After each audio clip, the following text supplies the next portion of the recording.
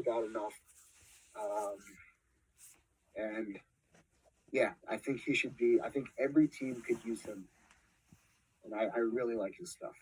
So that's my Tomoyuki Sugano little rundown. Yeah, no, I'm huge on him too.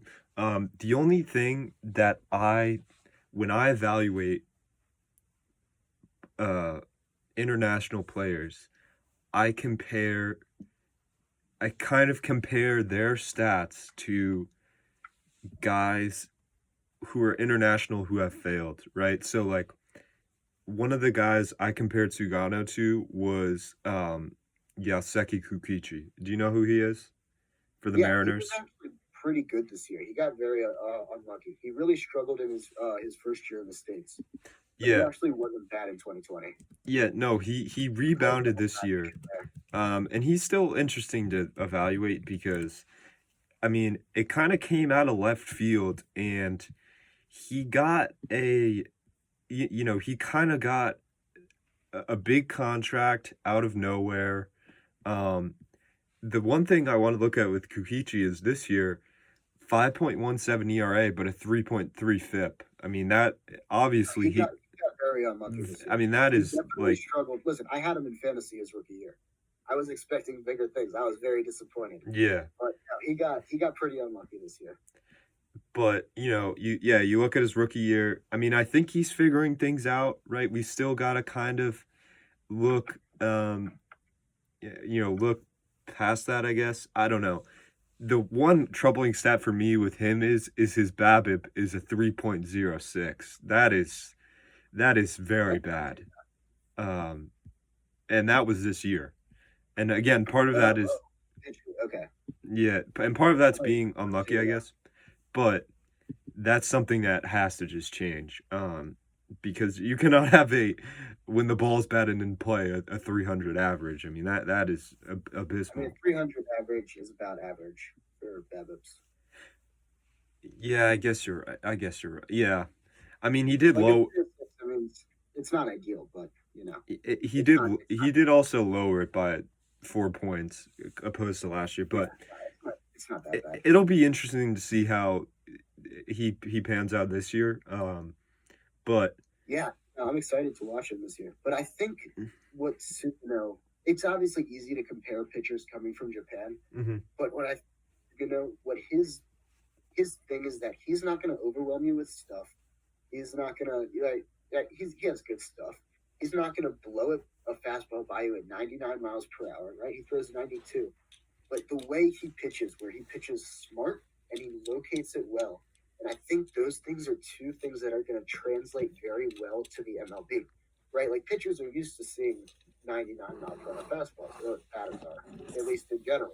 Mhm. But they a well located pitch is always going to be effective. So that's why I think he's an extremely high floor player for someone coming internationally when you compare him to other players like like Shohei Ohtani, right? When he was coming over as a pitcher, he uh, he had amazing stuff. He was throwing 100. He had that nasty slider, right? He would just blow by hitters. But the pitching experiment hasn't really worked out for him. Why is that? Well, he can't control his pitches at all. He's all over the place. He has the stuff, but he couldn't really put it together. Mhm. Sugano had a 4.7 walk percentage in 2020. Yeah, That's so ridiculously low. it's He's a incredible. 70 grade command.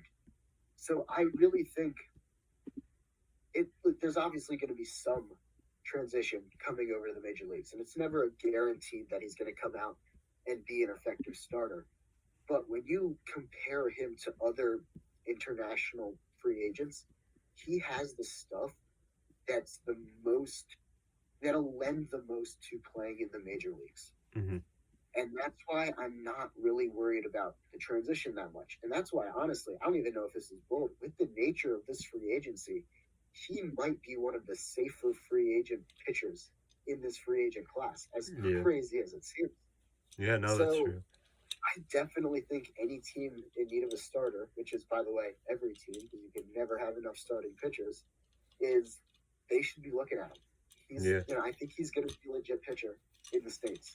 Yeah, And and I'm excited to see where he goes. me too. I'm excited to see him pitch this year. It's gonna be great. And if you want the entire game against the United States in the World Baseball Classic is on YouTube. Yeah, I gotta watch So that. he made some pitchers look silly. There's some batters look silly. And that was like Nolan Arenado. Yeah. So, Who also was slumping during the WBC that year, but I'll say, yeah, no, it's still impressive. It was the whole lineup was good. Yeah, no, it's incredible. It was a great lineup. Adam Jones in his prime, yeah, is really good. Yeah, great lineup. But yeah, no, really impressive. I gotta watch that. But yeah, I mean that concludes all of our guys. And I thank you guys for watching. Well, thank Michael for coming on. One of the most knowledgeable, one of the most knowledgeable baseball guys on that I know. It's always great to have you on. And yeah, no, we'll come at you with other free agent news sometime later, as we kind of got to regroup, I guess. But anyways, thanks for watching, guys, and we'll see you next time.